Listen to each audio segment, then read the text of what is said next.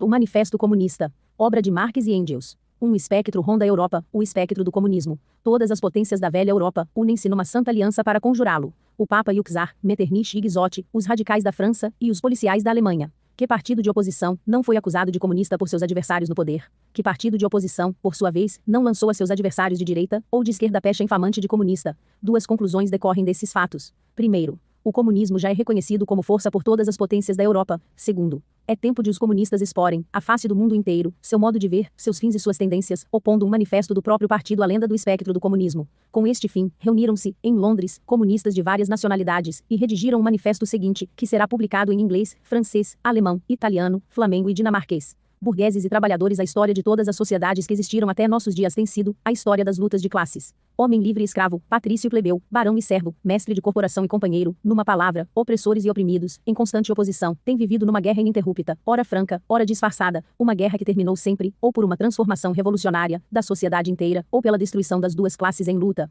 Nas primeiras épocas históricas, verificamos, quase por toda parte, uma completa divisão da sociedade em classes distintas, uma escala graduada de condições sociais. Na Roma antiga encontramos patrícios, cavaleiros, plebeus, escravos, na Idade Média, senhores, vassalos, mestres, companheiros, servos, e, em cada uma destas classes, gradações especiais. A sociedade burguesa moderna, que brotou das ruínas da sociedade feudal, não aboliu os antagonismos de classe. Não fez senão substituir novas classes, novas condições de opressão, novas formas de luta, às que existiram no passado. Entretanto, a nossa época, a época da burguesia, caracteriza-se por ter simplificado os antagonismos de classe. A sociedade divide-se cada vez mais em dois vastos campos opostos, em duas grandes classes diametralmente opostas: a burguesia e o proletariado. Dos servos da Idade Média, nasceram os burgueses livres das primeiras cidades. Desta população municipal, saíram os primeiros elementos da burguesia. A descoberta da América, a circunnavegação da África, ofereceram à burguesia em ascenso um novo campo de ação. Os mercados da Índia e da China, a colonização da América, o comércio colonial, o incremento dos meios de troca e, em geral, das mercadorias imprimiram um impulso, desconhecido até então, ao comércio, à indústria, à navegação e, por conseguinte, desenvolveram rapidamente o elemento revolucionário da sociedade feudal em decomposição. A antiga organização feudal da indústria, em que esta era circunscrita a corporações fechadas, já não podia satisfazer as necessidades, que cresciam com a abertura de novos mercados. A manufatura substituiu. A pequena burguesia industrial suplantou os mestres das corporações, a divisão do trabalho entre as diferentes corporações desapareceu diante da divisão do trabalho dentro da própria oficina. Todavia, os mercados ampliavam-se cada vez mais. A procura de mercadorias aumentava sempre. A própria manufatura tornou-se insuficiente. Então, o vapor e a maquinaria revolucionaram a produção industrial. A grande indústria moderna suplantou a manufatura. A média burguesia manufatureira cedeu lugar aos milionários da indústria, aos chefes de verdadeiros exércitos industriais, aos burgueses modernos. A grande indústria criou o mercado mundial preparado pela descoberta da América. O mercado mundial acelerou prodigiosamente o desenvolvimento do comércio, da navegação e dos meios de comunicação por terra. Este desenvolvimento reagiu por sua vez sobre a extensão da indústria, e, à medida que a indústria, o comércio, a navegação, as vias férreas se desenvolviam, crescia a burguesia, multiplicando seus capitais e relegando a segundo plano as classes legadas pela Idade Média. Vemos, pois, que a própria burguesia moderna é o produto de um longo processo de desenvolvimento, de uma série de revoluções no modo de produção e de troca. Cada etapa da evolução percorrida pela burguesia era acompanhada de um progresso político correspondente. Classe oprimida pelo despotismo feudal, associação armada administrando-se a si própria na comuna ponto e vírgula aqui, república urbana independente ali, terceiro estado, tributário da monarquia, depois, durante o período manufatureiro, contrapeso da nobreza na monarquia feudal ou absoluta, pedra angular das grandes monarquias, a burguesia, desde o estabelecimento da grande indústria e do mercado mundial, conquistou, finalmente, a soberania política exclusiva no estado representativo moderno. O governo moderno não é senão um comitê para gerir os negócios comuns de toda a classe burguesa. A burguesia desempenhou na história um papel eminentemente revolucionário. Onde quer que tenha conquistado o poder, a burguesia calcou aos pés as relações feudais, patriarcais e idílicas. Todos os complexos e variados laços que prendiam o homem feudal a seus superiores naturais ela os despedaçou sem piedade, para só deixar subsistir, de homem para homem, o laço do frio interesse, as duras exigências do pagamento à vista. Afogou os fervores sagrados do êxtase religioso, do entusiasmo cavalheiresco, do sentimentalismo pequeno burguês nas águas geladas do cálculo egoísta. Fez da dignidade pessoal um simples valor de troca, substituiu as numerosas liberdades, conquistadas com tanto esforço, pela única e implacável liberdade de comércio. Em uma palavra, em lugar da exploração velada por ilusões religiosas e políticas, a burguesia colocou uma exploração aberta, cínica, direta e brutal. A burguesia despojou de sua auréola todas as atividades até então reputadas veneráveis e encaradas com piedoso respeito. Do médico, do jurista, do sacerdote, do poeta, do sábio fez seus servidores assalariados. A burguesia rasgou o véu de sentimentalismo, que envolvia as relações de família, e reduziu-as a simples relações monetárias. A burguesia revelou como a brutal manifestação de força na Idade Média, tão admirada pela reação, encontra seu complemento natural na ociosidade mais completa. Foi a primeira a provar o que pode realizar a atividade humana. Criou maravilhas maiores que as pirâmides do Egito, os aquedutos romanos, as catedrais góticas, conduziu expedições que empanaram mesmo as antigas invasões e as cruzadas. A burguesia só pode existir com a condição de revolucionar incessantemente os instrumentos de produção, por conseguinte, as relações de produção e, como isso, todas as relações sociais. A conservação inalterada do antigo modo de produção constituía, pelo contrário, a primeira condição de existência de todas as classes industriais anteriores. Essa revolução contínua da produção, esse abalo constante de todo o sistema social, essa agitação permanente e essa falta de segurança, distinguem a época burguesa de todas as precedentes. Dissolvem-se todas as relações sociais antigas e cristalizadas, com seu cortejo de concepções e de ideias secularmente veneradas. As relações que as substituem tornam-se antiquadas antes de se ossificar. Tudo que era sólido e estável se esfuma, tudo que era sagrado é profanado, e os homens são obrigados finalmente a encarar com serenidade suas condições de existência e suas relações recíprocas. Impelida pela necessidade de mercados sempre novos, a burguesia invade todo o globo. Necessita estabelecer-se em toda parte, explorar em toda parte, criar vínculos em toda parte. Pela exploração do mercado mundial, a burguesia imprime um caráter cosmopolita à produção e ao consumo em todos os países. Para desespero dos reacionários, ela retirou à indústria sua base nacional. As velhas indústrias nacionais foram destruídas e continuam a sê-lo diariamente. São suplantadas por novas indústrias, cuja introdução se torna uma questão vital para todas as nações civilizadas, indústrias que não empregam mais matérias-primas autóctones, mas sim matérias-primas vindas das regiões mais distantes, e cujos produtos se consomem, não somente no próprio país, mas em todas as partes do globo. Em lugar das antigas necessidades, satisfeitas pelos produtos nacionais, nascem novas necessidades, que reclamam para sua satisfação, os produtos das regiões mais longínquas e dos climas mais diversos. Em lugar do antigo isolamento de regiões e nações, que se bastavam a si próprias, desenvolvem-se um intercâmbio universal, uma universal interdependência das nações. E isto se refere tanto à produção material como à produção intelectual. As criações intelectuais de uma nação tornam-se propriedade comum de todas. A estreiteza e o exclusivismo nacionais tornam-se cada vez mais impossíveis. Das inúmeras literaturas nacionais e locais, nasce uma literatura universal. Devido ao rápido aperfeiçoamento dos instrumentos de produção e ao constante progresso dos meios de comunicação, a burguesia arrasta para a torrente da civilização mesmo as nações mais bárbaras. Os baixos preços de seus produtos são artilharia pesada, que destrói todas as muralhas da China e obriga a capitularem os bárbaros mais tenazmente hostis aos estrangeiros. Sob pena de morte, ela obriga todas as nações a adotarem o modo burguês de produção, constrange-as a abraçar o que ela chama civilização, isto é, a se tornarem burguesas. Em uma palavra, cria um mundo à sua imagem e semelhança. A burguesia submeteu o campo à cidade. Criou grandes centros urbanos, aumentou prodigiosamente a população das cidades em relação à dos campos e, com isso, arrancou uma grande parte da população do embrutecimento da vida rural. Do mesmo modo que subordinou o campo à cidade, os países bárbaros ou semi-bárbaros aos países civilizados, subordinou os povos camponeses aos povos burgueses, o Oriente ao Ocidente. A burguesia suprime cada vez mais a dispersão dos meios de produção, da propriedade e da população. Aglomerou as populações, centralizou os meios de produção e concentrou a propriedade em poucas mãos. A consequência necessária dessas transformações foi a centralização política. Províncias independentes, apenas ligadas por débeis laços federativos, possuindo interesses, leis, governos e tarifas aduaneiras diferentes, foram reunidas em uma só nação, com um só governo, uma só lei, um só interesse nacional de classe, uma só barreira alfandegária. A burguesia, durante seu domínio de classe, apenas secular, criou forças produtivas mais numerosas e mais colossais que todas as gerações passadas em conjunto. A subjugação das forças da natureza, as máquinas, a aplicação da química à indústria e à agricultura, a navegação a vapor, as estradas de ferro, o telégrafo elétrico, a exploração de continentes inteiros, a canalização dos rios, populações inteiras brotando na terra como por encanto, que século anterior teria suspeitado que semelhantes forças produtivas estivessem adormecidas no seio do trabalho social. Vemos, pois, os meios de produção e de troca, sobre cuja base se ergue a burguesia, foram gerados no seio da sociedade feudal. Em um certo grau do desenvolvimento desses meios de produção e de troca, as condições em que a sociedade feudal produzia e trocava, a organização feudal da agricultura e da manufatura, em suma, o regime feudal de propriedade, deixaram de corresponder às forças produtivas em pleno desenvolvimento. Entravavam a produção em lugar de impulsioná-la. Transformaram-se em outras tantas cadeias que era preciso despedaçar, foram despedaçadas. Em seu lugar, estabeleceu-se a livre concorrência, com uma organização social e política correspondente, com a supremacia econômica e política da classe burguesa. Assistimos hoje a um processo semelhante. As relações burguesas de produção e de troca, o regime burguês de propriedade, a sociedade burguesa moderna, que conjurou gigantescos meios de produção e de troca, assemelha-se ao feiticeiro, que já não pode controlar as potências infernais, que pôs em movimento com suas palavras mágicas.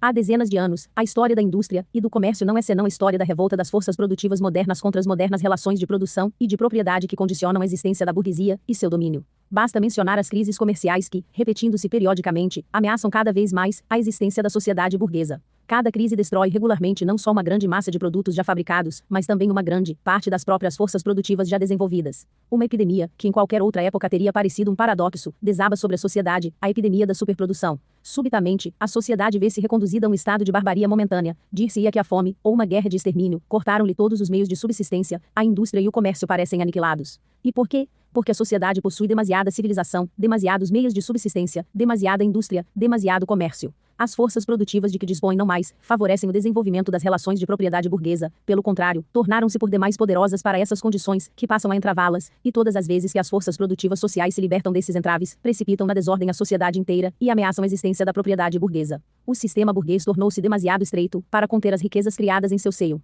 De que maneira consegue a burguesia vencer essas crises? De um lado, pela destruição violenta de grande quantidade de forças produtivas, de outro lado, pela conquista de novos mercados e pela exploração mais intensa dos antigos. A que leva isso? Ao preparo de crises mais extensas e mais destruidoras e à diminuição dos meios de evitá-las. As armas que a burguesia utilizou para bater o feudalismo voltam-se hoje contra a própria burguesia. A burguesia, porém, não forjou somente as armas que lhe darão morte, produziu também os homens que manejarão essas armas, os operários modernos, os trabalhadores. Com o desenvolvimento da burguesia, isto é, do capital, desenvolve-se também o proletariado, a classe dos operários modernos, que só podem viver se encontrarem trabalho e que só encontram trabalho na medida em que este aumenta o capital. Esses operários, constrangidos a vender-se diariamente, são mercadoria, artigo de comércio como qualquer outro, em consequência, estão sujeitos a todas as vicissitudes da concorrência, a todas as flutuações do mercado. O crescente emprego de máquinas e a divisão do trabalho, despojando o trabalho do operário de seu caráter autônomo, tiram-lhe todo o atrativo. O produtor passa um simples apêndice da máquina e só se requer dele a operação mais simples, mais monótona, mais fácil de aprender.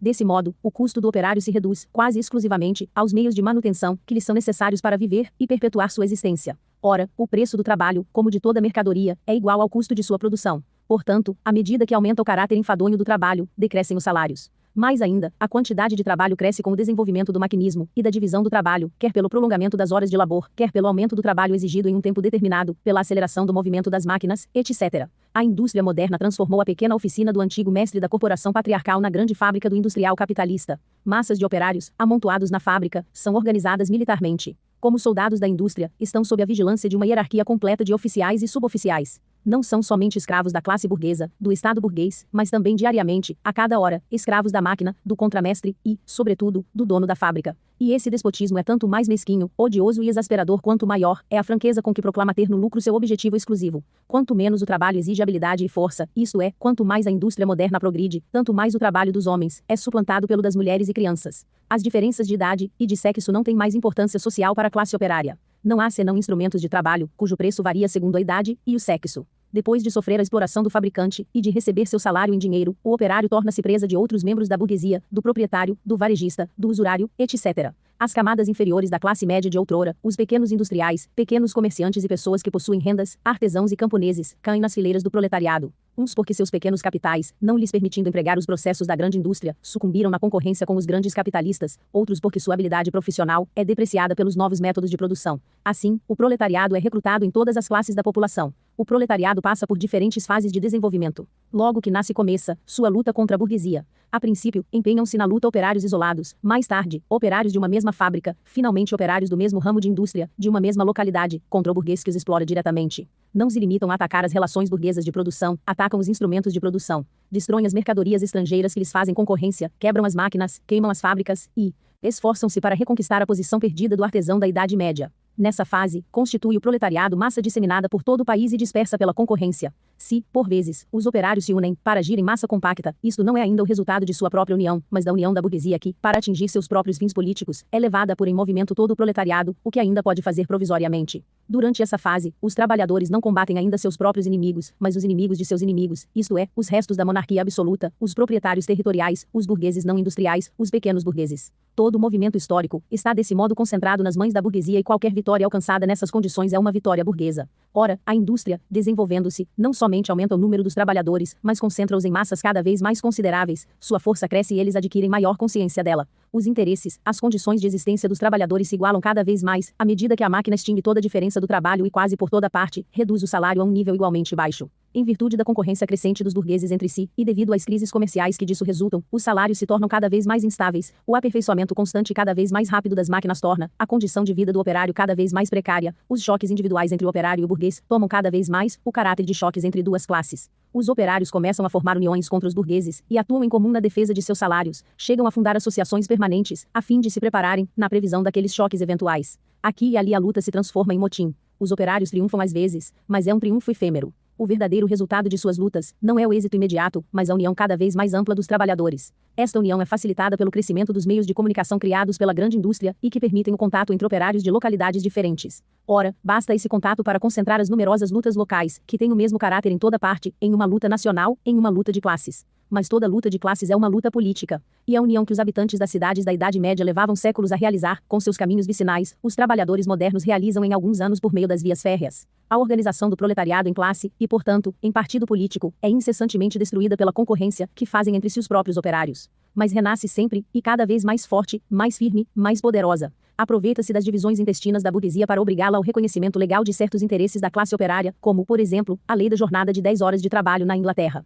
Em geral, os choques que se produzem na velha sociedade favorecem de diversos modos o desenvolvimento do proletariado. A burguesia vive em guerra perpétua, primeiro, contra a aristocracia, depois, contra as frações da própria burguesia, cujos interesses se encontram em conflito com os progressos da indústria, e sempre contra a burguesia dos países estrangeiros. Em todas essas lutas, vê-se forçada a apelar para o proletariado, reclamar seu concurso e arrastá-lo assim para o movimento político, de modo que a burguesia fornece aos trabalhadores os elementos de sua própria educação política, isto é, armas contra ela própria. Demais, como já vimos, frações inteiras da classe dominante, em consequência do desenvolvimento da indústria, são precipitadas no proletariado, ou ameaçadas, pelo menos, em suas condições de existência. Também elas trazem ao proletariado numerosos elementos de educação. Finalmente, nos períodos em que a luta de classe se aproxima da hora decisiva, o processo de dissolução da classe dominante, de toda a velha sociedade, adquire um caráter tão violento e agudo, que uma pequena fração da classe dominante se desliga desta, ligando-se à classe revolucionária, a classe que traz em seu futuro. Do mesmo modo que outrora uma parte da nobreza passou-se para a burguesia, em nossos dias, uma parte da burguesia passa-se para o proletariado, especialmente a parte dos ideólogos burgueses, que chegaram à compreensão teórica do movimento histórico em seu conjunto. De todas as classes que ora enfrentam a burguesia, só o proletariado é uma classe verdadeiramente revolucionária. As outras classes degeneram e perecem com o desenvolvimento da grande indústria. O proletariado, pelo contrário, é seu produto mais autêntico. As classes médias, pequenos comerciantes, pequenos fabricantes, artesãos, camponeses, combatem a burguesa aspas, porque esta compromete sua existência como classes médias. Não são, pois, revolucionárias, mas conservadoras, mais ainda, reacionárias, pois pretendem fazer girar para trás a roda da história. Quando são revolucionárias é em consequência de sua iminente passagem para o proletariado, não defendem então seus interesses atuais, mas seus interesses futuros, abandonam seu próprio ponto de vista para se colocar no do proletariado. O lumpenproletariado, esse produto passivo da putrefação das camadas mais baixas da velha sociedade, pode, às vezes, ser arrastado ao movimento por uma revolução proletária, todavia, suas condições de vida o predispõem mais a vender-se à reação. Nas condições de existência do proletariado, já estão destruídas as da velha sociedade. O proletário não tem propriedade, suas relações com a mulher e os filhos nada têm de comum com as relações familiares burguesas. O trabalho industrial moderno, a sujeição do operário pelo capital, tanto na Inglaterra como na França, na América como na Alemanha, despoja o proletário de todo o caráter nacional.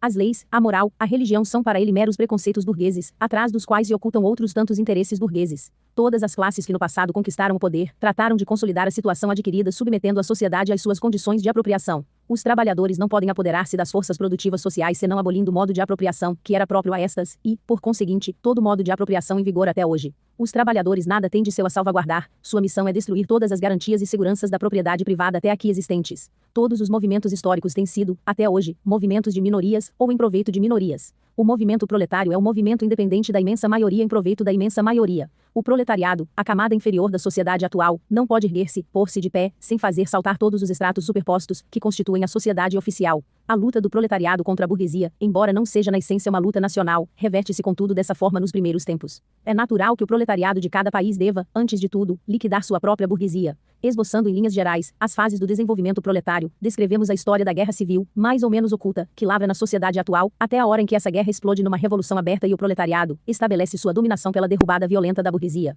Todas as sociedades anteriores, como vimos, se basearam no antagonismo entre classes opressoras e classes oprimidas. Mas para oprimir uma classe, é preciso poder garantir-lhe condições tais que lhe permitam pelo menos uma existência de escravo. O servo, em plena servidão, conseguia tornar-se membro da comuna, da mesma forma que o pequeno burguês, sob julgo do absolutismo feudal, elevava-se à categoria de burguês. O operário moderno, pelo contrário, longe de se elevar com o progresso da indústria, desce cada vez mais abaixo das condições de sua própria classe. O trabalhador cai no pauperismo, e este cresce ainda mais rapidamente que a população e a riqueza. É, pois, evidente que a burguesia é incapaz de continuar desempenhando o papel de classe dominante ponto e vírgula, e de impor à sociedade, como lei suprema, as condições de existência de sua classe. Não pode exercer o seu domínio, porque não pode mais assegurar a existência de seu escravo, mesmo no quadro de sua escravidão, porque é obrigada a deixá-lo cair numa tal situação, que deve nutri-lo em lugar de se fazer nutrir por ele. A sociedade não pode mais existir sob sua dominação, o que quer dizer que a existência da burguesia é, doravante, incompatível com a da sociedade. A condição essencial da existência e da supremacia da classe burguesa é a acumulação da riqueza nas mãos dos particulares, a formação e o crescimento do capital, a condição de existência do capital é o trabalho assalariado.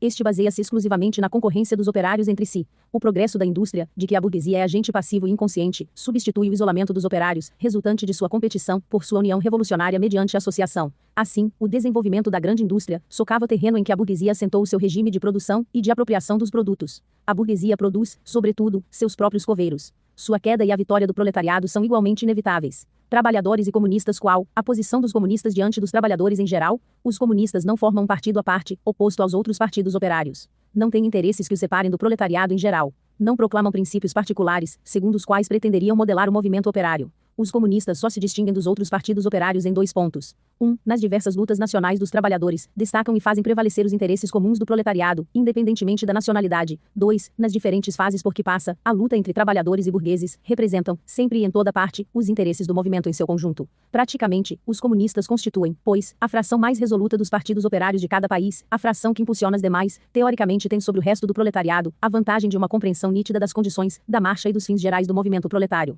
O objetivo imediato dos comunistas é o mesmo que o de todos os demais partidos trabalhadores. Constituição dos trabalhadores em classe, derrubada da supremacia burguesa, conquista do poder político pelo proletariado. As concepções teóricas dos comunistas não se baseiam, de modo algum, em ideias ou princípios inventados ou descobertos por tal ou qual reformador do mundo. São apenas a expressão geral das condições reais de uma luta de classes existente, de um movimento histórico, que se desenvolve sob os nossos olhos. A abolição das relações de propriedade, que tem existido até hoje, não é uma característica peculiar e exclusiva do comunismo. Todas as relações de propriedade têm passado por modificações constantes em consequência das contínuas transformações das condições históricas. A Revolução Francesa, por exemplo, aboliu a propriedade feudal em proveito da propriedade burguesa.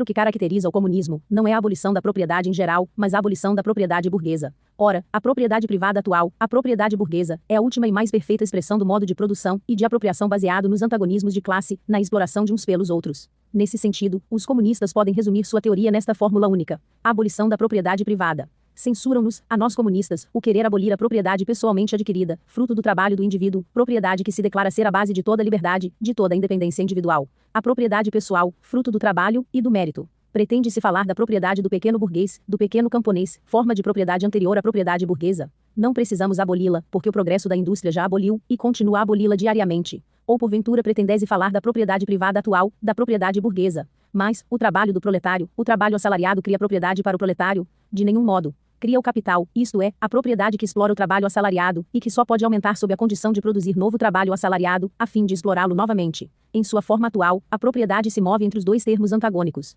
capital e trabalho. Examinemos os 2 termos dessa antinomia. Ser capitalista significa ocupar, não somente uma posição pessoal, mas também uma posição social na produção. O capital é um produto coletivo. Só pode ser posto em movimento pelos esforços combinados de muitos membros da sociedade, e mesmo, em última instância, pelos esforços combinados de todos os membros da sociedade. Capital não é, pois, uma força pessoal, é uma força social. Assim, quando o capital é transformado em propriedade comum, pertencente a todos os membros da sociedade, não é uma propriedade pessoal, que se transforma em propriedade social. O que se transformou foi apenas o caráter social da propriedade. Esta perde seu caráter de classe. Passemos ao trabalho assalariado.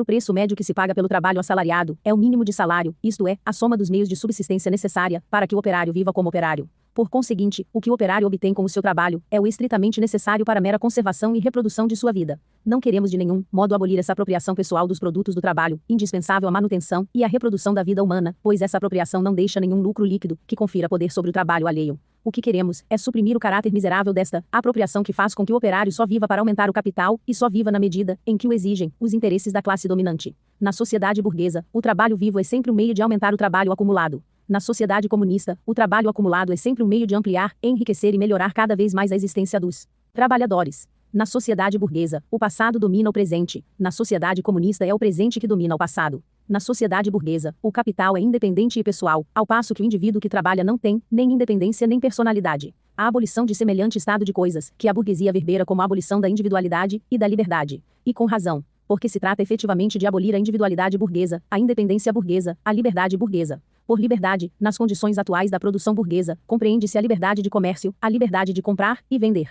Mas, se o tráfico desaparecerá também a liberdade de traficar. Demais, toda a fraseologia sobre a liberdade de comércio, bem como todas as basófias liberais de nossa burguesia, só tem sentido quando se referem ao comércio tolhido e ao burguês oprimido da Idade Média. Nenhum sentido tem quando se trata da abolição comunista do tráfico, das relações burguesas de produção e da própria burguesia. Horrorizai-vos porque queremos abolir a propriedade privada. Mas em vossa sociedade, a propriedade privada está abolida para 9/10 de seus membros. E é precisamente porque não existe para estes 9/10 que ela existe para vós. Acusai-nos, portanto, de querer abolir uma forma de propriedade, que só pode existir com a condição de privar de toda a propriedade, a imensa maioria da sociedade. Em resumo, acusai-nos de querer abolir vossa propriedade. De fato, é isso que queremos. Desde o momento em que o trabalho não mais pode ser convertido em capital, em dinheiro, em renda da terra, numa palavra, em poder social capaz de ser monopolizado, isto é, desde o momento em que a propriedade individual não possa mais se converter em propriedade burguesa, declarais que a individualidade está suprimida. Confessais, pois, que quando falais do indivíduo, quereis referir-vos unicamente ao burguês, ao proprietário burguês. E este indivíduo, sem dúvida, deve ser suprimido. Zero comunismo não retira a ninguém o poder de apropriar-se de sua parte dos produtos sociais, apenas suprime o poder de escravizar o trabalho de outrem por meio dessa apropriação. Alega-se ainda que, com a abolição da propriedade privada, toda atividade cessaria, uma inércia geral apoderar-se-ia do mundo. Se isso fosse verdade, há muito que a sociedade burguesa teria sucumbido à ociosidade, pois que os que no regime burguês trabalham não lucram, e os que lucram não trabalham. Toda a objeção se reduz a essa tautologia: não haverá mais trabalho assalariado, quando não mais existir capital. As acusações feitas contra o modo comunista de produção e de apropriação dos produtos materiais têm sido feitas igualmente contra a produção e a apropriação dos produtos do trabalho intelectual. Assim como o desaparecimento da propriedade de classe equivale, para o burguês, ao desaparecimento de toda a produção, também o desaparecimento da cultura de classe significa, para ele, o desaparecimento de toda a cultura. A cultura, cuja perda o burguês deplora, é, para a imensa maioria dos homens, apenas um adestramento que os transforma em máquinas. Mas não discutais conosco, enquanto aplicardes a abolição da propriedade burguesa ao critério de vossas noções burguesas de liberdade, cultura, direito, etc. Vossas próprias ideias decorrem do regime burguês de produção e de propriedade burguesa, assim como vosso direito não passa da vontade de vossa classe erigida em lei, vontade cujo conteúdo é determinado pelas condições materiais de vossa existência como classe. A falsa concepção interesseira, que vos leva a erigir em leis eternas da natureza e da razão as relações sociais oriundas do vosso modo de produção e de propriedade, relações transitórias que surgem e desaparecem no curso da produção, a compartilhais com todas as classes dominantes já desaparecidas. O que admitis para a propriedade antiga, o que admitis para a propriedade feudal, já não vos atreveis a admitir para a propriedade burguesa. A abolição da família. Até os mais radicais ficam indignados diante desse desígnio infame dos comunistas. Sobre que fundamento repousa a família atual, a família burguesa? No capital, no ganho individual. A família, na sua plenitude, só existe para a burguesia, mas encontra seu complemento na supressão forçada da família para o proletário e na prostituição pública. A família burguesa desvanece-se naturalmente com o desvanecer de seu complemento, e uma e outra desaparecerão com o desaparecimento do capital. Acusai-nos de querer abolir a exploração das crianças por seus próprios pais? Confessamos este crime. Dizeis também que destruímos os vínculos mais íntimos, substituindo a educação doméstica pela educação social. E vossa educação não é também determinada pela sociedade, pelas condições sociais em que educais vossos filhos, pela intervenção direta ou indireta da sociedade por meio de vossas escolas, etc. Os comunistas não inventaram essa intromissão da sociedade na educação, apenas mudam seu caráter e arrancam à educação a influência da classe dominante. As declamações burguesas sobre a família e a educação, sobre os doces laços que unem a criança aos pais, tornam-se cada vez mais repugnantes à medida que a grande indústria destrói todos os laços familiares do proletário e transforma as crianças em simples objetos de comércio, em simples instrumentos de trabalho. Toda a burguesia grita em coro. Vós, comunistas, quereis introduzir a comunidade das mulheres. Para o burguês, sua mulher nada mais é que um instrumento de produção. Ouvindo dizer que os instrumentos de produção serão explorados em comum, conclui naturalmente que haverá comunidade de mulheres. Não imagina que se trata precisamente de arrancar a mulher de seu papel atual de simples instrumento de produção. Nada mais grotesco, aliás, que a virtuosa indignação que, a nossos burgueses, inspira a pretensa comunidade oficial das mulheres que adotariam os comunistas. Os comunistas não precisam introduzir a comunidade das mulheres. Esta quase sempre existiu. Nossos burgueses, não contentes em ter à sua disposição as mulheres e as filhas dos trabalhadores, sem falar da prostituição oficial, têm singular prazer em cornearem-se uns aos outros. Zero casamento burguês é, na realidade, a comunidade das mulheres casadas. No máximo, poderiam acusar os comunistas de querer substituir uma comunidade de mulheres, hipócrita e dissimulada, por outra que seria franca e oficial. De resto, é evidente que, com a abolição das relações de produção atuais, a comunidade das mulheres que deriva dessas relações, isto é, a prostituição oficial e não oficial, desaparecerá.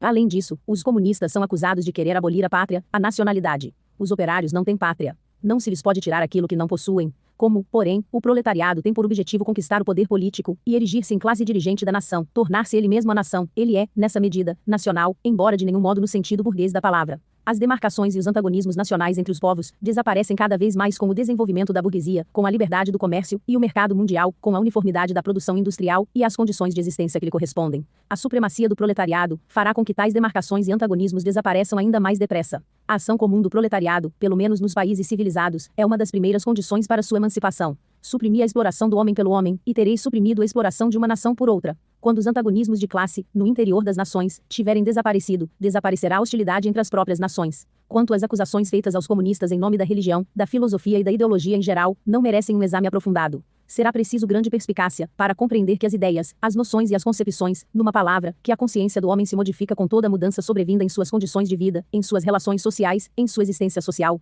que demonstra a história das ideias senão que a produção intelectual se transforma com a produção material. As ideias dominantes de uma época sempre foram as ideias da classe dominante. Quando se fala de ideias que revolucionam uma sociedade inteira, isto quer dizer que, no seio da velha sociedade, se formaram os elementos de uma nova sociedade e que a dissolução das velhas ideias marcha de par com a dissolução das antigas condições de vida. Quando o mundo antigo declinava, as velhas religiões foram vencidas pela religião cristã. Quando, no século XVIII, as ideias cristãs cederam lugar às ideias racionalistas, a sociedade feudal travava sua batalha decisiva contra a burguesia então revolucionária. As ideias de liberdade religiosa e de liberdade de consciência não fizeram mais que proclamar o império da livre concorrência no domínio do conhecimento. Sem dúvida, dir-se as ideias religiosas, morais, filosóficas, políticas, jurídicas, etc., modificaram-se no curso do desenvolvimento histórico, mas a religião, a moral, a filosofia, a política, o direito mantiveram-se sempre através dessas transformações. Além disso, há verdades eternas, como a liberdade, a justiça, etc., que são comuns a todos os regimes sociais. Mas o comunismo quer abolir estas verdades eternas, quer abolir a religião e a moral, em lugar de lhes dar uma nova forma, e isso contradiz todo o desenvolvimento histórico anterior. A que se reduz essa acusação? A história de toda a sociedade até nossos dias consiste no desenvolvimento dos antagonismos de classe, antagonismos que se têm revestido de formas diferentes nas diferentes épocas. Mas qualquer que tenha sido a forma desses antagonismos, a exploração de uma parte da sociedade por outra, é um fato comum a todos os séculos anteriores. Portanto, nada há de espantoso que a consciência social de todos os séculos, apesar de toda sua variedade e diversidade, se tenha movido sempre sob certas formas comuns, formas de consciência que só se dissolverão completamente com o desaparecimento total dos antagonismos de classe. A Revolução Comunista é a ruptura mais radical com as relações tradicionais de propriedade, nada de estranho, portanto, que no curso de seu desenvolvimento, rompa, do modo mais radical, com as ideias tradicionais. Mas deixemos de lado as objeções feitas pela burguesia ao comunismo. Vimos acima que a primeira fase da Revolução Operária é o advento do proletariado como classe dominante, a conquista da democracia. O proletariado utilizará sua supremacia política para arrancar pouco a pouco todo o capital à burguesia, para centralizar todos os instrumentos de produção nas mãos do Estado, isto é, do proletariado organizado em classe dominante, e para aumentar, o mais rapidamente possível, o total das forças produtivas. Isto naturalmente só poderá realizar-se, a princípio, por uma violação despótica do direito de propriedade e das relações de produção burguesas, isto é, pela aplicação de medidas que, do ponto de vista econômico, parecerão insuficientes e insustentáveis, mas que no desenrolar do movimento, ultrapassarão a si mesmas e serão indispensáveis para transformar radicalmente todo o modo de produção. Essas medidas, é claro, serão diferentes nos vários países. Todavia, nos países mais adiantados, as seguintes medidas poderão geralmente ser postas em prática. 1. Expropriação da propriedade latifundiária e emprego da renda da terra em proveito do Estado. 2. Imposto fortemente progressivo. 3. Abolição do direito de herança. 4. Confiscação da propriedade de todos os emigrados e sediciosos. 5. Centralização do crédito nas mãos do Estado por meio de um banco nacional com capital do Estado e com o monopólio exclusivo. 6. Centralização, nas mãos do Estado, de todos os meios de transporte. 7. Multiplicação das fábricas e dos instrumentos de produção pertencentes ao Estado, arroteamento das terras incultas e melhoramento das terras cultivadas, segundo um plano geral. 8. Trabalho obrigatório para todos, organização de exércitos industriais, particularmente para a agricultura. 9. Combinação do trabalho agrícola e industrial, medidas tendentes a fazer desaparecer gradualmente a distinção entre a cidade e o campo. 10. Educação pública e gratuita de todas as crianças, abolição do trabalho das crianças nas fábricas, tal como é praticado hoje. Combinação da educação com a produção material, etc. Uma vez desaparecidos os antagonismos de classe no curso do desenvolvimento, e sendo concentrada toda a produção propriamente dita nas mãos dos indivíduos associados, o poder público perderá seu caráter político. O poder político é o poder organizado de uma classe para a opressão de outra. Se o proletariado, em sua luta contra a burguesia, se constitui forçosamente em classe, se converte por uma revolução em classe dominante, e, como classe dominante, destrói violentamente as antigas relações de produção, destrói, justamente com essas relações de produção, as condições dos antagonismos entre as classes, destrói as classes em geral, e, com isso, sua própria dominação como classe. Em lugar da antiga sociedade burguesa, com suas classes e antagonismos de classe, surge uma associação onde o livre desenvolvimento de cada um é a condição do livre desenvolvimento de todos. Literatura socialista e comunista. O socialismo reacionário. O socialismo feudal. Devido à sua posição histórica, as aristocracias da França e da Inglaterra viram-se chamadas a lançar libelos contra a sociedade burguesa. Na Revolução Francesa de julho de 1830, e no movimento reformador inglês, tinham sucumbido mais uma vez sob os golpes desta odiada revista. Elas não podiam mais travar uma luta política séria, só lhes restava a luta literária. Ora, também no domínio literário, tornara-se impossível a velha fraseologia da restauração. Para criar simpatias, era preciso que a aristocracia fingisse descurar seus próprios interesses e dirigisse sua acusação contra a burguesia, aparentando defender apenas os interesses da classe operária explorada. Desse modo, entregou-se ao prazer de cantarolar sátiras sobre os novos senhores e de lhe segredar ao ouvido profecias de mau augúrio. Assim nasceu o socialismo feudal, onde se mesclavam jeremiadas e libelos, ecos do passado e ameaças sobre o futuro. Se por vezes a sua crítica amarga, mordaz e espirituosa feriu a burguesia no coração, sua impotência absoluta de compreender a marcha da história moderna, terminou sempre por um efeito cômico. À guisa de bandeira, estes senhores arvoraram a sacola do mendigo, a fim de atrair o povo, mas logo que este acorreu, notou suas costas ornadas com os velhos brasões feudais, e dispersou-se com grandes gargalhadas irreverentes. Uma parte dos legitimistas franceses, e a jovem Inglaterra, ofereceram ao mundo esse espetáculo divertido. Quando os campeões do feudalismo demonstram que o modo de exploração feudal era diferente do da burguesia, esquecem uma coisa: que o feudalismo explorava em circunstâncias e condições completamente diversas, e hoje em dia caducas. Quando ressaltam que sob o regime feudal, o proletariado moderno não existia, esquecem uma coisa: que a burguesia moderna é precisamente um fruto necessário de seu regime social. Aliás, ocultam tão pouco o caráter reacionário de sua crítica, que sua principal queixa contra a burguesia consiste justamente em dizer que esta assegura sob o seu regime o desenvolvimento de uma classe que fará ir pelos ares toda a antiga ordem social. Zero que reprovam a burguesia é mais o ter produzido um proletariado revolucionário que o haver criado o proletariado em geral. Por isso, na luta política participam ativamente de todas as medidas de repressão contra a classe operária. E, na vida diária, a despeito de sua pomposa fraseologia, conformam-se perfeitamente em colher os frutos de ouro da árvore da indústria, e trocar honra, amor e fidelidade, pelo comércio de lã, açúcar de beterraba e aguardente do mesmo modo que o pároco e o senhor feudal marcharam sempre de mãos dadas, o socialismo clerical marcha a lado com o socialismo feudal. Nada é mais fácil que recobrir o ascetismo cristão com um verniz socialista. Não se ergueu também o cristianismo contra a propriedade privada, o matrimônio e o Estado? E em seu lugar não predicou a caridade, e a pobreza, o celibato e a mortificação da carne, a vida monástica, e a igreja? O socialismo cristão não passa de água benta, com que o padre consagra o despeito da aristocracia. O socialismo pequeno burguês não é a aristocracia feudal, a única classe arruinada pela burguesia, não é a única classe cujas condições de existência se estiolam e perecem na sociedade burguesa moderna. Os pequenos burgueses e os pequenos camponeses da Idade Média foram os precursores da burguesia moderna. Nos países onde o comércio e a indústria são pouco desenvolvidos, esta classe continua a vegetar ao lado da burguesia em ascensão. Nos países onde a civilização moderna está florescente, forma-se uma nova classe de pequeno burgueses, que oscila entre o proletariado e a burguesia, fração complementar da sociedade burguesa. Ela se reconstitui incessantemente. Mas os indivíduos que a compõem se veem constantemente precipitados no proletariado, devido à concorrência, e, com a marcha progressiva da grande indústria, sentem aproximar-se o momento em que desaparecerão completamente, como fração independente da sociedade moderna e, em que serão substituídos no comércio, na manufatura, na agricultura, por capatazes e empregados. Nos países como a França, onde os camponeses constituem bem mais da metade da população, é natural que os escritores que se batiam pelo proletariado contra a burguesia aplicassem à sua crítica do regime burguês critérios pequeno-burgueses e camponeses e defendessem a causa operária do ponto de vista da pequena burguesia. Desse modo se formou o socialismo pequeno-burguês. Sismondi é o chefe dessa literatura, não somente na França, mas também na Inglaterra. Esse socialismo analisou com muita penetração as contradições inerentes às relações de produção modernas. Pôs a nu as hipócritas apologias dos economistas. Demonstrou de modo irrefutável os efeitos mortíferos das máquinas e da divisão do trabalho, a concentração dos capitais e da propriedade territorial, a superprodução, as crises, a decadência inevitável dos pequenos burgueses e camponeses, a miséria do proletariado, a anarquia na produção, a clamorosa desproporção na distribuição das riquezas, a guerra industrial de extermínio entre as nações, a dissolução dos velhos costumes, das velhas relações de família, das velhas nacionalidades. Todavia, a finalidade real desse socialismo pequeno-burguês é ou restabelecer os antigos meios de produção e de troca e, com eles, as antigas relações de propriedade e toda a sociedade antiga, ou então fazer entrar à força os meios modernos de produção e de troca no quadro estreito das antigas relações de propriedade que foram destruídas e necessariamente despedaçadas por eles. Num e noutro caso, esse socialismo é ao mesmo tempo reacionário e utópico. Para a manufatura, o regime corporativo; para a agricultura, o regime patriarcal. Eis a sua última palavra. Por fim, quando os obstinados fatos históricos lhe fizeram passar completamente a embriaguez, essa escola socialista abandonou-se a uma verdadeira prostração de espírito. O socialismo alemão o verdadeiro socialismo, a literatura socialista e comunista da França, nascida sob a pressão de uma burguesia dominante, expressão literária da revolta contra esse domínio, foi introduzida na Alemanha, quando a burguesia começava a sua luta contra o absolutismo feudal. Filósofos, semifilósofos e impostores alemães, lançaram-se avidamente sobre essa literatura, mas esqueceram que, com a importação da literatura francesa na Alemanha, não eram importadas ao mesmo tempo as condições sociais da França. Nas condições alemãs, a literatura francesa perdeu toda a significação prática imediata e tomou um caráter puramente literário. Aparecia apenas como especulação ociosa sobre a realização da natureza humana. Por isso, as reivindicações da primeira Revolução Francesa só eram, para os filósofos alemães do século XVIII, as reivindicações da razão prática em geral, e a manifestação da vontade dos burgueses revolucionários da França não expressava a seus olhos senão as leis da vontade pura, da vontade tal como deve ser, da vontade verdadeiramente humana.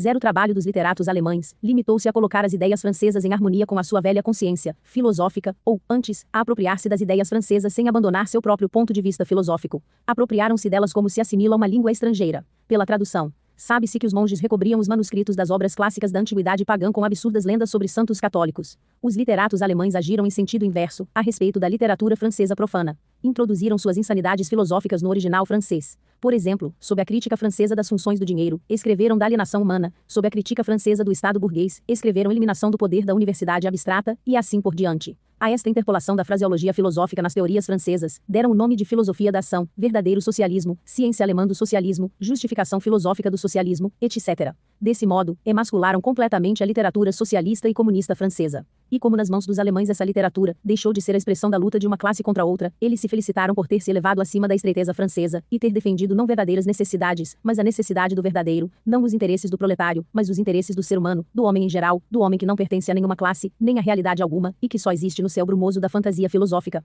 Esse socialismo alemão que tão solenemente levava a sério seus desajeitados exercícios de escolar, e que os apregoava tão charlatanescamente, perdeu, não obstante, pouco a pouco, seu inocente pedantismo. A luta da burguesia alemã, e especialmente da burguesia prussiana contra os feudais, e a monarquia absoluta, numa palavra, o movimento liberal, tornou-se mais séria. Desse modo, apresentou-se ao verdadeiro socialismo, a tão desejada oportunidade de contrapor ao movimento político as reivindicações socialistas. Pôde lançar os anátemas tradicionais contra o liberalismo, o regime representativo, a concorrência burguesa, a liberdade burguesa de imprensa, o direito burguês, a liberdade e a igualdade burguesas. Pôde pregar às massas, que nada tinham a ganhar, mas, pelo contrário, tudo a perder nesse movimento burguês. O socialismo alemão esqueceu, muito a propósito, que a crítica francesa, da qual era o eco monótono, pressupunha a sociedade burguesa moderna com as condições materiais de existência que lhe correspondem, e uma constituição política adequada, precisamente as coisas que, na Alemanha, se tratava ainda de conquistar. Para os governos absolutos da Alemanha, com seu cortejo de padres, pedagogos, fidalgos rurais e burocratas, esse socialismo converteu-se em espantalho, para amedrontar a burguesia que se erguia ameaçadora. Juntou sua hipocrisia adocicada aos tiros, e às chicotadas com que esses mesmos governos respondiam aos levantes dos operários alemães. Se o verdadeiro socialismo se tornou assim uma arma nas mãos dos governos contra a burguesia alemã, representava além disso, diretamente, um interesse reacionário, o interesse da pequena burguesia alemã, a classe dos pequenos burgueses, legada pelo século XVI, e desde então renascendo sem cessar sob formas diversas, constitui na Alemanha a verdadeira base social do regime estabelecido. Mantê-la é manter na Alemanha o regime estabelecido. A supremacia industrial e política da burguesia ameaça a pequena burguesia de destruição certa, de um lado, pela concentração dos capitais, de outro, pelo desenvolvimento de um proletariado revolucionário. O verdadeiro socialismo pareceu aos pequenos burgueses como uma arma capaz de aniquilar esses dois inimigos. Propagou-se como uma epidemia. A roupagem tecida com os fios imateriais da especulação, bordada com as flores da retórica e banhada de orvalho sentimental, essa roupagem na qual os socialistas alemães envolveram o miserável esqueleto das suas verdades eternas, não fez senão ativar a venda de sua mercadoria entre tal público. Por outro lado, o socialismo alemão compreendeu cada vez mais que sua vocação era ser o representante grandiloquente dessa pequena burguesia. Proclamou que a nação alemã era a nação tipo, e o filisteu alemão, o homem tipo. A todas as infâmias desse homem tipo deu um sentido oculto, um sentido superior e socialista, que as tornava exatamente o contrário do que eram. Foi consequente até o fim, levantando-se contra a tendência brutalmente destruidora do comunismo, declarando que pairava imparcialmente acima de todas as lutas de classes. Com poucas exceções, todas as pretensas publicações socialistas ou comunistas que circulam na Alemanha pertencem a esta imunda e enervante literatura, o socialismo conservador ou o burguês. Uma parte da burguesia procura remediar os males sociais com o fim de consolidar a sociedade burguesa. Nessa categoria enfileiram-se os economistas, os filantropos, os humanitários, os que se ocupam em melhorar a sorte da classe operária, os organizadores de beneficências, os protetores dos animais, os fundadores das sociedades de temperança, enfim os reformadores de gabinete de toda a categoria. Chegou-se até a elaborar esse socialismo burguês em sistemas completos. Como exemplo, citemos a filosofia da miséria, de Proudhon. Os socialistas burgueses querem as condições de vida da sociedade moderna sem as lutas e os perigos que dela decorrem fatalmente. Querem a sociedade atual, mas eliminando os elementos que a revolucionam e a dissolvem. Querem a burguesia sem o proletariado. Como é natural, a burguesia concebe o mundo, em que domina como o melhor dos mundos possível. O socialismo burguês elabora em um sistema mais ou menos completo essa concepção consoladora. Quando convida o proletariado a realizar esses sistemas, e entrar na Nova Jerusalém, no fundo que pretende é induzi-lo a manter-se na sociedade atual, desembaraçando-se, porém, do ódio que ele vota a essa sociedade, uma outra forma desse socialismo, menos sistemática, porém mais prática, procura fazer com que os operários se afastem de qualquer movimento revolucionário, demonstrando-lhes que não será tal ou qual mudança política, mas somente uma transformação das condições da vida material e das relações econômicas, que poderá ser proveitosa para eles. Notai que, por transformação das condições da vida material, esse socialismo não compreende em absoluto a abolição das relações burguesas de produção, o que só é possível por via revolucionária, mas apenas reformas administrativas realizadas sobre a base das próprias relações de produção burguesas e que, portanto, não afetam as relações entre o capital e o trabalho assalariado, servindo, no melhor dos casos, para diminuir os gastos da burguesia com seu domínio e simplificar o trabalho administrativo de seu Estado. O socialismo burguês só atinge uma expressão adequada quando se torna uma simples figura de retórica. Livre câmbio, no interesse da classe operária. Tarifas protetoras, no interesse da classe operária. Prisões celulares no interesse da classe operária. Ponto de exclamação. Eis sua última palavra, a única pronunciada seriamente pelo socialismo burguês. Ele se resume nesta frase: os burgueses são burgueses, no interesse da classe operária. O socialismo e o comunismo crítico utópicos. Não se trata aqui da literatura que, em todas as grandes revoluções modernas, formulou as reivindicações do proletariado, escritos de Babelf, etc. As primeiras tentativas diretas do proletariado para fazer prevalecer seus próprios interesses de classe, feitas numa época de efervescência geral, no período da derrubada da sociedade feudal, fracassaram necessariamente não só por causa do estado embrionário do próprio proletariado, como devido à ausência das condições materiais de sua emancipação, condições que apenas surgem como produto do advento da época burguesa. A literatura revolucionária que acompanhava esses primeiros movimentos do proletariado teve forçosamente um conteúdo reacionário. Preconizava um ascetismo geral e um grosseiro igualitarismo. Os sistemas socialistas e comunistas propriamente ditos, os de Saint-Simon, Fourier, Owen, etc., aparecem no primeiro período da luta entre o proletariado e a burguesia, período acima descrito.